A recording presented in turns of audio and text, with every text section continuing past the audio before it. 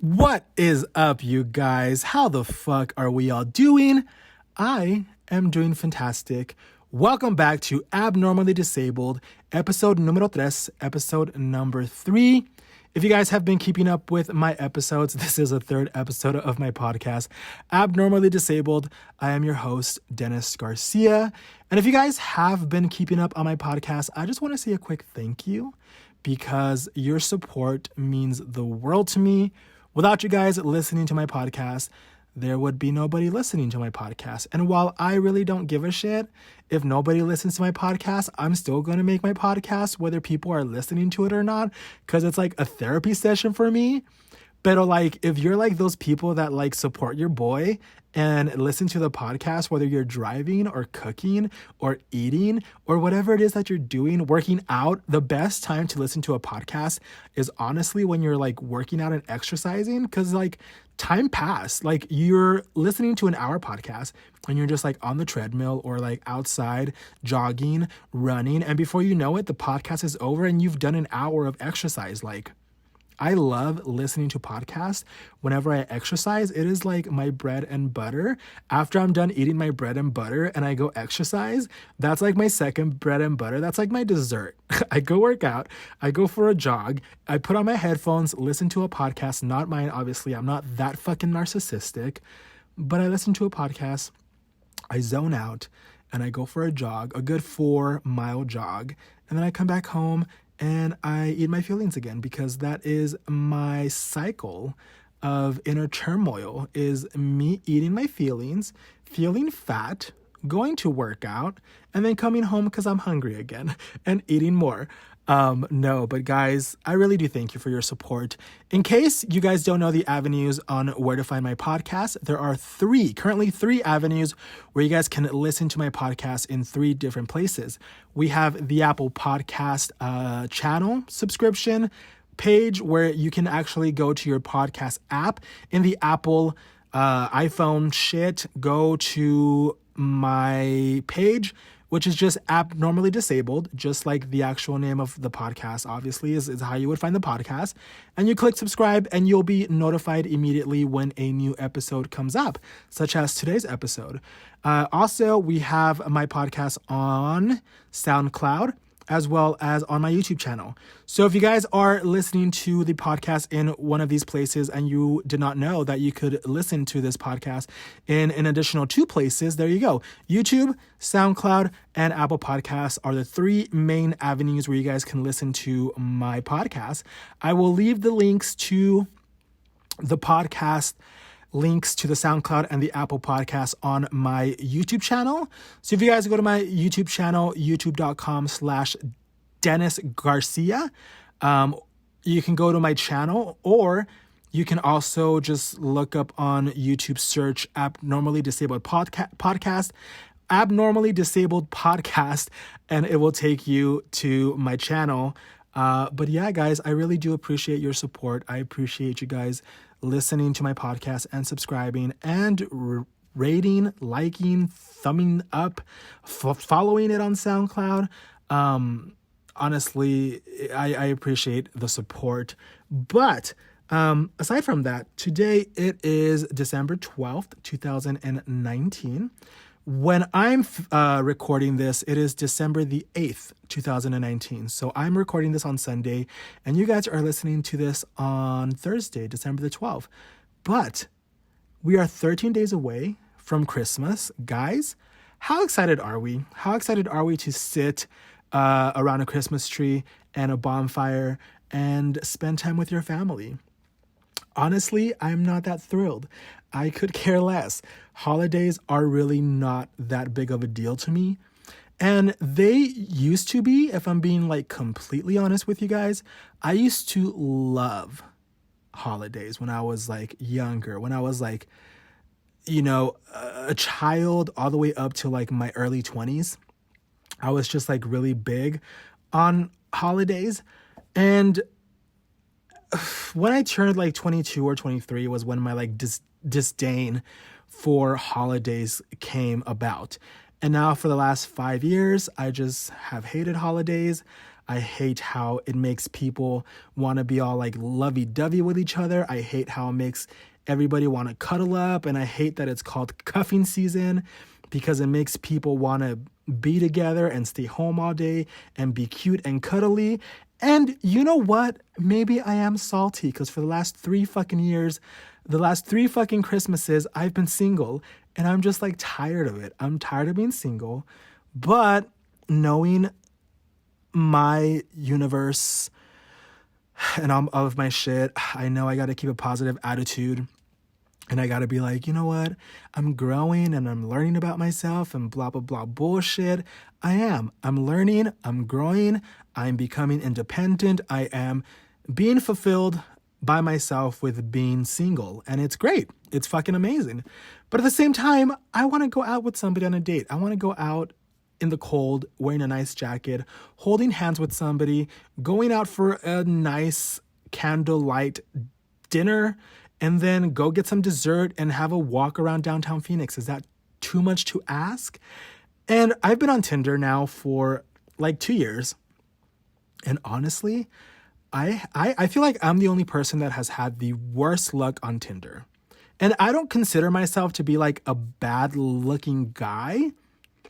I think it's just that like maybe I have such high standards that when somebody on Tinder does like message me, I'm just like, I don't see anything here. Like, call me like conceited, call me vain, call me, I don't know, whatever you want to call me. I have set a high standard for myself when it comes to like my happiness because I've been so miserable and in love and it's just not fun. So for me, in order to consider going out on a date with you, and like, I'm nobody. I'm not a celebrity. I am not rich, but my time is valuable. And for me, I guess the main thing and the main reason why I have not gone out on a date with somebody off of Tinder is because for me, first impressions are everything. Like, a first impression on Tinder can set up the first date. It can either make you really excited to go on that date, or it can have the opposite effect where you're like dreading going out on that date, but you already agreed to it, even though conversation to begin with was maybe not the best. My thing when it comes to talking to somebody on Tinder, there has to be some sort of an effort put. And 90% of the time when I talk to a person on Tinder, there isn't any effort. Like, for example, on my side, if I see somebody on the app that I'm like, oh, he's cute, let's see if we can talk, try to get to know each other, and then potentially go out on a date. So I'll usually be the first to be like, hey, what's up? How are you? And they'll be like, oh, I'm good. Like, that's kind of where you do the back and forth thing. Good. How are you? Oh, I'm great. I'm just doing this. How's your day going? Oh, my day's going good. I did this, this, and this. Oh, that's fascinating. This, like, there has to be some sort of back and forth in order for me to even be like remotely interested. Because if you're off the bat, you seem disinterested and are not asking like back and forth questions, I'm going to just assume that you're not interested in me and that you are not interested in talking and that you are not interested in a future of us being friends, going on a date, whatever that future may hold. And I immediately write you off. I just kind of check you off and I'm just like, you know what? If you're not going to put in the effort, I'm not going to put in the effort, and we're just both not going to put in any effort, and I'm going to go to the next person. And it's been like that. It really do be like that. Like, the last couple guys that I've talked to on Tinder have been that. Like, either, for example, I'll be the first one to like shoot my shot and send them a message, or they'll actually be the first ones to be like, hey, what's up? Like, start talking to me, but there's just no back and forth. There's no effort being put. And it's like, I have already put so much effort in all of my past relationships that I would really, really, really, really love it if one day in the near future or in the far future, however long I'm in this karmic universe prison of not falling in love or finding anybody to love me, when I'm out of this prison, I just want somebody to like put the effort in to like want to talk to me, want to get to know me, want to go out on a date with me. And it's just like, I am just so exhausted and so tired of being the first one to always like shoot my shot and always put in the effort. Like, I'm done. I'm done putting in effort. I want to find my Prince Charming, and I want to find my future husband, baby daddy, whatever the fuck you want to call it. But at the same time, I'm not going to be the only one putting in that effort, because I know if the effort that I put in gives us a relationship, that just tells you how the relationship is going to be from that time on. I'm going to have to be putting in all the effort, and my potential partner isn't. So like, I got to see a back and forth here. I got to see like this is a 50-50 situation. You gotta give the people on Tinder a first impression. And first impressions count not only on Tinder, not only in school, but in like jobs, careers, any place that you go to in life where you're going to be introducing or talking to like brand new people. First impressions matter. And if you're not putting in the effort or you're not making a good first impression, I'm going to write you off, because I'm not putting in effort. I'm not going to give 110% while you only give 10%, you know? I don't know. That's just me. What do you guys think? What are your guys' thoughts on Tinder and holiday season and cuffing season?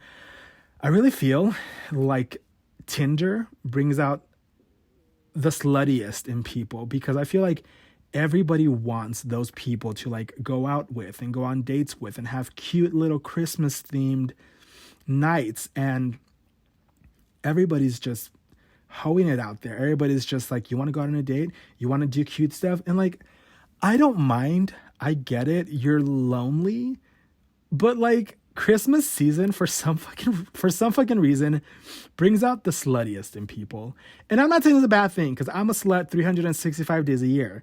But from a perspective of like being alone on Christmas time and being single on Christmas time, you just kind of like notice more often than not during the cold seasons that people really just want anybody, and they will literally take anybody just to not be alone. And I don't know, that mindset is just kind of fucked, because you don't necessarily like this person, but you don't want to be alone. So you just kind of like take what you get what you take, and have a good few nights, maybe have some sex, maybe fall in love. You know, it could be an unexpected love circumstance where like you did not expect to fall for this person, and somehow you did, and good for you. And other times you catch an STD. Not saying that's ever happened to me. I do not have any STDs. I hope. I've been tested. Let's keep it like that. I think we're in the clear. But yeah, I think that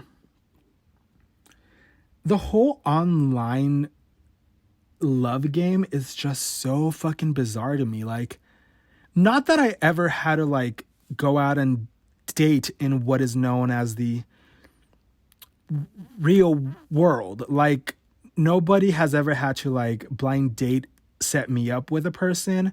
Like, I honestly don't know how people back in the day got dates, especially with me being so antisocial. I am literally just like fucking burping up a storm, and I'm so sorry, guys. It's just because I talk fast, and when I talk too fast, I like breathe fast, and when I breathe fast, the air gets into my system, and then it makes me burp. So you guys are just gonna have to like get used to me burping on this podcast, because that's just my body. My body likes to burp when I talk too fast. But no, like, I don't know how people back in the 90s and the 80s went out on dates. I don't know how people fell in love. Like unless you were that bitch that liked to go out and talk to people and start conversations with people and found somebody that way. But like, what about for all of us who are like antisocial and don't like to go out and talk to brand new people?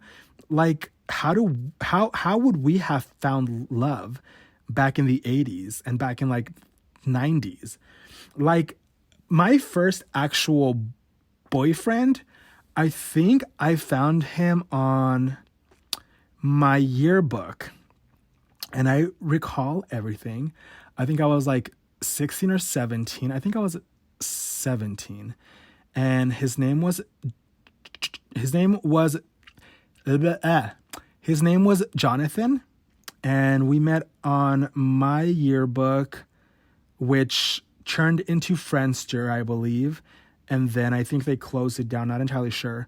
But he lived like an hour away. And like, I didn't have a car at the time. So one of my best friends at the time, she like drove me to go see him. And I think I saw him a few times. And then I found out that he got back with his ex and essentially was two-timing me. And I ended it with him. And that was my first experience at like a devastatingly crush of hurt and devastation that just continued to follow me up until this day. But no, yeah, I think that was the first time that I really saw the potential with love and the internet. Because for some reason, here in Phoenix, there is nobody that wants to go out with me, and there isn't anybody that I want to go out with here in Phoenix. But like, who knows? In Flagstaff, in Tucson, in Payson, there could be that person for me. And if I pay $10 on Tinder, I can even go to Portland, New York, Seattle, California, fucking Chicago. Like, I can literally find my man somewhere out in the country, even somewhere out in the fucking world. I can plan to like move internationally next year and have dates lined up in the countries that I'll be in. So like, why it's hard for me to find love here in Phoenix, I couldn't tell you, but I've experienced the paying side of Tinder, the paid side of Tinder, and it ain't so bad. I've talked to a few people and have met wonderful people, but alas, you're too far away, and I will never go to this destination, and at least not anytime soon. But enough of my sad love life. So I know in the first episode, I had said that I really wanted a co-host here with me. And that's still the plan. I still definitely want a co-host, but I'm just having fun, just it being me. Like, I like talking to you guys. I like being vulnerable and putting down my walls and just talking and blabbing. Honestly, the main reason why I even wanted a co-host is because I figured that I wouldn't have a lot to talk about on my own. And I feel like a co-host is a good person to play off of because, you know, we both have different thoughts and opinions, and we can both have topics that we both want to talk about, and we can kind of bounce off of each other.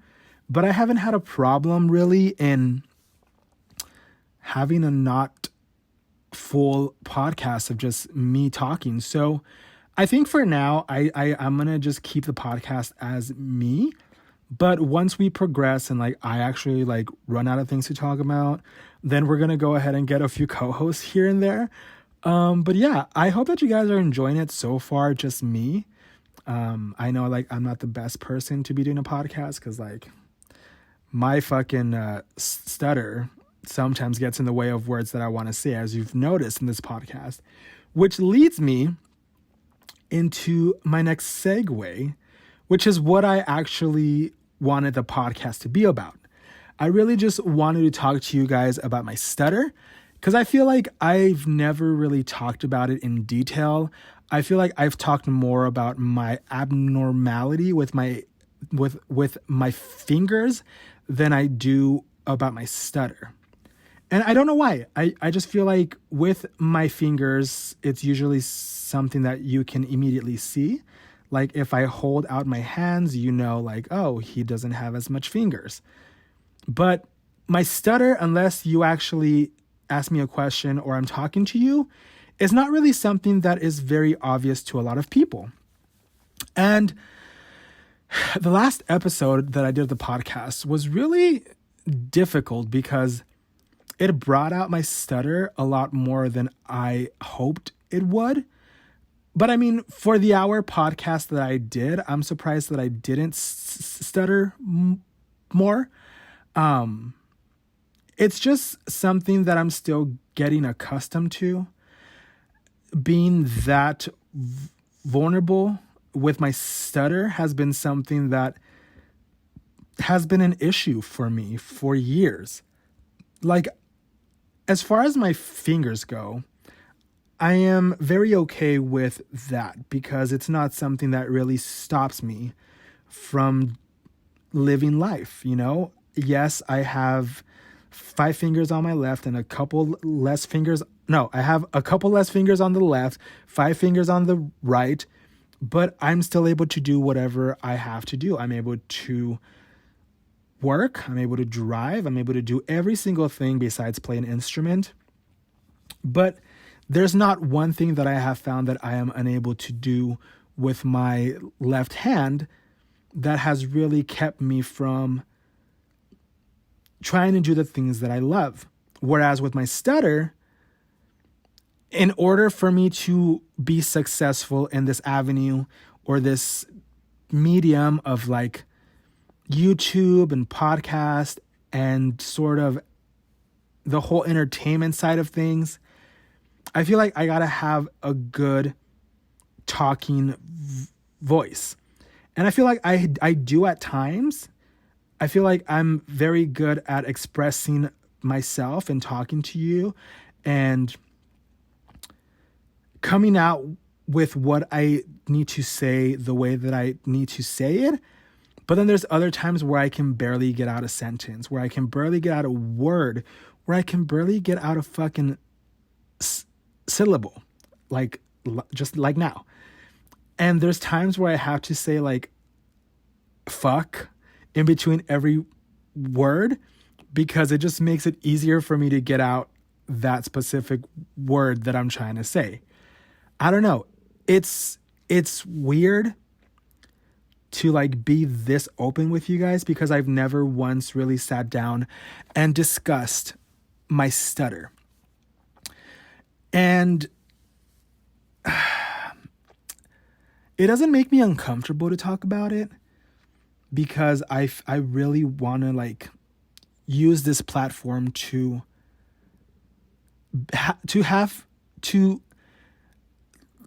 let people better understand people like me who have a stutter, who have an abnormality or a disability or whatever you want to call it, and not write us off immediately. Like there's times where I will be trying to order something or talk to somebody and they like to either rush me or they try to like finish my sentences for me. And that is one of the most frustrating things that is one of the most frustrating things to to deal with is somebody trying to finish your sentences when you know what you're trying to say. It's not like I'm thinking and trying to think of that phrase or that word or that sentence. Like I know what I'm trying to say. I need time to like get it out. And a lot of people try to like finish my sentences and it frustrates me, but I can't really say anything about it because people don't really understand how it makes you feel because you are not there. you are not experiencing the frustration and the difficulty that talking brings. You know, for you, it's super easy to say whatever it is you want to say.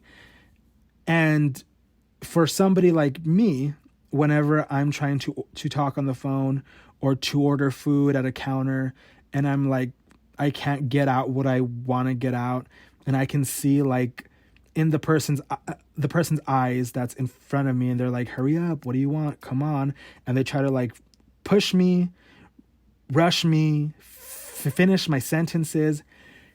It's frustrating, and it makes me feel like shit, and it makes me not want to talk to those people anymore. And even my own family does this, and it frustrates me because they know that I hate it.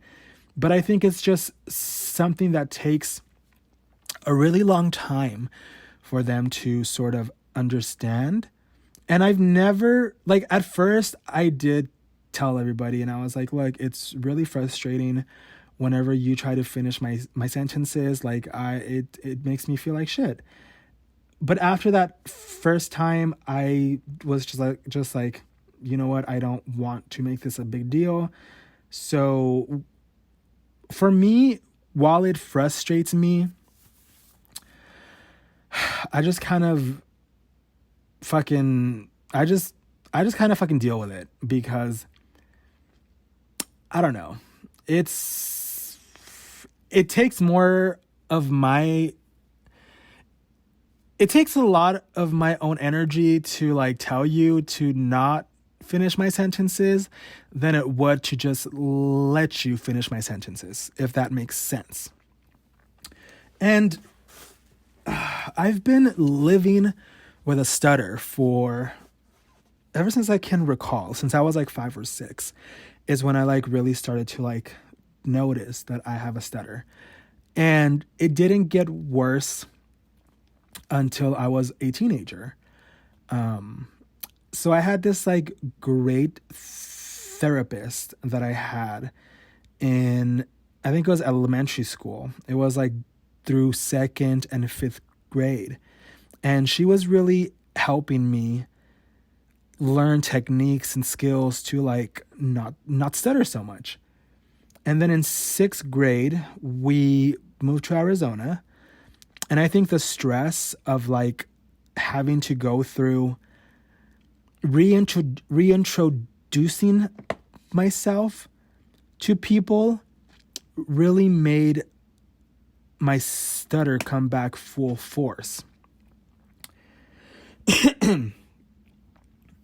And then, so I had been here in Arizona for a bit. And once I went into high school, I started becoming more confident and more comfortable in who I was and my stutter. And people who I was friends with in high school were okay with me and my stutter. They did not try to finish my sentences. They were very accepting of who I was as a person. And it really allowed me to like do things that I would have never thought that I could do. Like for a year, I did newspaper, and then I did theater. And then for 2 years, I did broadcasting. And I was essentially the anchor for my school news. And I think that was honestly the first time that I was in front of a camera, and I was like, I love this. I love entertaining people. I love talking to people. But how can I be an entertainer when I have this disability? But for a good 2 years, like I did not have any issues with my stutter or any uncomfortability. Like, yeah, I stuttered. Everybody knew, everybody was aware of it, but they didn't really make it into a big thing. And then once I got out of high school and I started to actually go out and be in, I guess, what is considered the real world, I started to just notice how uncomfortable it was to like have to do this all over again, to have to like reintroduce myself all over again. And throughout the last 10 years, my confidence within myself and my stutter has gone decreasingly lower and lower and lower, to the point where I am at now.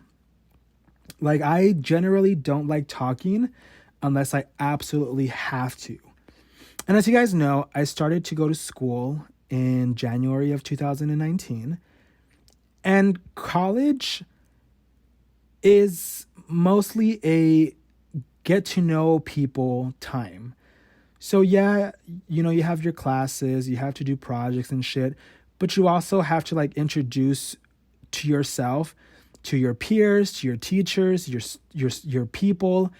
And on top of that, for each of your classes, on the first day of class, you have to like, you know, go through this whole introduction where everybody has to go through the whole entire class and introduce yourself. And that's one of the most nerve-wracking things that I have to do every semester. I dread it. And I think, how can I get out of this? How can I not introduce myself? Can I just do like a quick YouTube type of introduction? Like, I will have a video ready that I can just play. Here's me in a nutshell. Don't have me talk in public ever again. And I'm so scared, and I'm dreading the spring coming up because I have to take communications.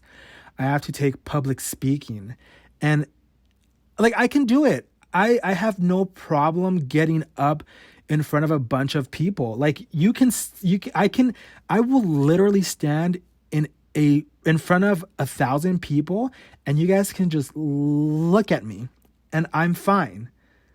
And if I could talk normally, trust and believe I would be the most amazing public speaker ever. But once I open my mouth and I start talking, my confidence just like goes down and down and down. And then I go into this like little shell of shyness. And I'm just like, oh my God, nobody look at me. I don't want to talk. I don't want to say anything. God, somebody fucking kill me. Somebody take me out of my fucking misery. And I'm just terrified because for some reason in college, every fucking class you do, every project you do, every like thing you do revolves around talking in front of a class. And it's like, I get it. And a lot of people are just like, oh, you're just nervous. Just like, you know, breathe, relax. It's going to be fine. Like, no, bitch, you don't have a stutter. Okay. Like, there's people that I like know who don't have a stutter, and they're like, I'm so anxious. I'm like nervous. I don't want to do it. But like, you can do it because you don't have a stutter. You don't have a disability. But like, when I get up there, I do, like, no matter how bad I want to go up there and talk to people and do my presentation and do my project and say the words that I say and come off,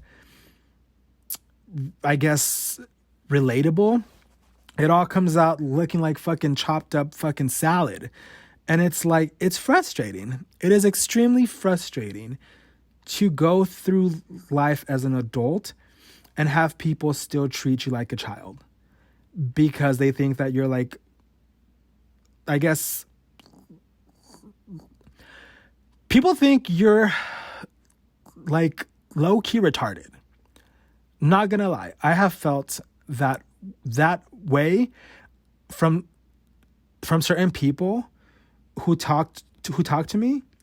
They like literally make me feel retarded.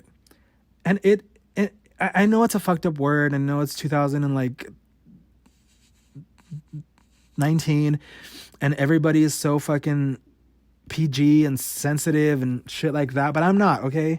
It makes me feel retarded, and I'm sorry for fucking saying that fucking retarded so many times in this podcast already, but it's true. Like, there's really no other word that I can put to describe how some people make me feel. And what sucks about this whole situation is that I have to live with my stutter until the day that I die. So it's like, how can I put my disability in the front of things and just fucking live with it? If I stutter in a video, I stutter. If I fucking stutter over the phone, I stutter. If I stutter in class, I stutter. Why can't I be okay with the fact that I stutter? I don't know. I'm 28 now. I'll be 29 in August. And like, I still don't know these things. And it's, I don't know, guys. Like, you have to understand that this sucks. It sucks to have a fucking disability like this and not be able to have a normal conversation with people, because this disability has like stopped me from doing so many things. Like honestly, I think of myself as a very like friendly person, very outgoing. I like to like, okay, it's not, I'm kind of like lying a little bit. Back in the day, when I used to not care about it, I used to be outgoing. I used to be fun. I used to talk to people that I did not know. I used to see somebody and say like, oh, I want to be friends with that person. I'm going to go up and talk to them. Or, oh, I think that guy's cute. I'm going to go ask him out on a date. And it was like no problem for me to go up to people and strike up a conversation and talk to people. And I was very outgoing and I had friends and I had a social life. And then I got older and I started to feel miserable. I started to just kind of hate my life, and like the whole thing with like my anxiety and my depression got the best of me. And I think ever since I hit 25, I've hit my low. And right now it's like slowly coming back up after all this time. Like my depression and anxiety is like no longer here, but my stutter is. And it's like frustrating, because as much as I would love to go out there and talk to people and make conversation and be flirty and charming and cute, I just can't. I can't, because I immediately start stuttering it. And it's not cute. It's not a cute look when a grown 28-year-old man goes up to you and wants to strike up a conversation and you're just like, duh, duh, duh, duh, duh, duh. Like, it's not fucking cute. It's not cute. But yeah, I just hope that like one day I find that guy who's like fine with that, who's fine with me having a stutter and having freaking 8 fingers and loves me regardless of my abnormality and my disabilities. But until then, I'm just gonna keep living and doing me. And like, it's fine. I'm totally fine being Let me take a deep breath. So I'm totally fine being single and being alone. I don't feel lonely, though I would like some more friends. I would like to go and do stuff with people, like go out to brunches and go out to like the bars and clubs. And I don't have that, because I am too closed off, and it's really hard for me to open up to people, because not a lot of people understand me, and I really don't want to feel rejected. And I don't know, it's a shitty mindset to be in, and I'm trying to get out of it, but it's really hard. It's really hard to get out of that whole mindset about, oh, you're special, or you're like worthy of all the love in the world, and all these fucking like motivational bullshit that people tell me all the time. It's like, I don't want to fucking hear it. I don't want to fucking like deal with it. And I know that like makes me sound pessimistic, and that makes me sound like a depressed piece of shit. But you know what? It's life. It is what it is. And I am trying to just deal with it on my own. and it's working. I am happy. I am single. I am enjoying life for the most part. Could I use more friends? Sure. Could I use some time to go out and have a drink with friends and go out to the bar or go get lunch or go even watch a fucking football game? I'll go watch a football game. I don't know shit about sports, but if I had a friend and he was like super fucking straight and he wanted to go watch sports at a bar, I would go with him because I want to do something. I'm so tired of just being at home and not doing anything social with my life. It kind of sucks. But on that note, on that really depressing note, I hope that you guys enjoyed the podcast.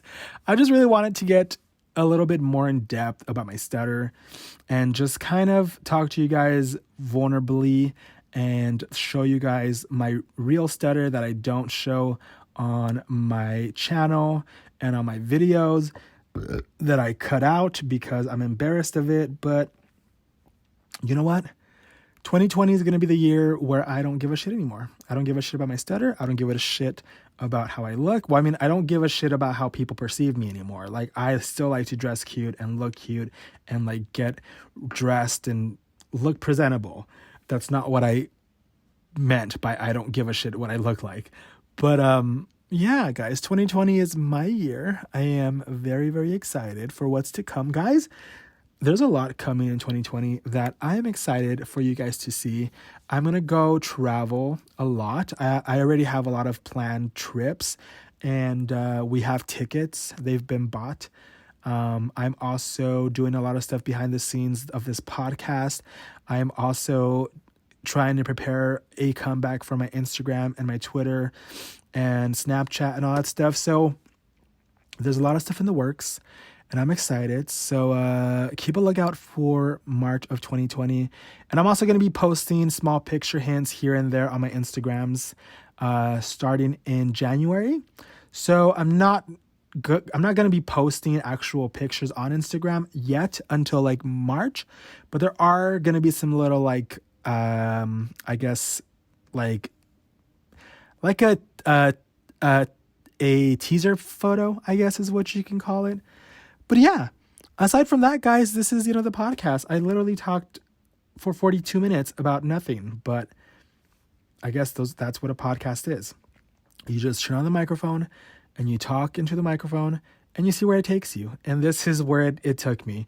But aside from that, I hope you guys enjoyed today's podcast. If you did, and you guys are listening to this on the Apple Podcast, please make sure to give the podcast a 5-star if you really honestly enjoyed it.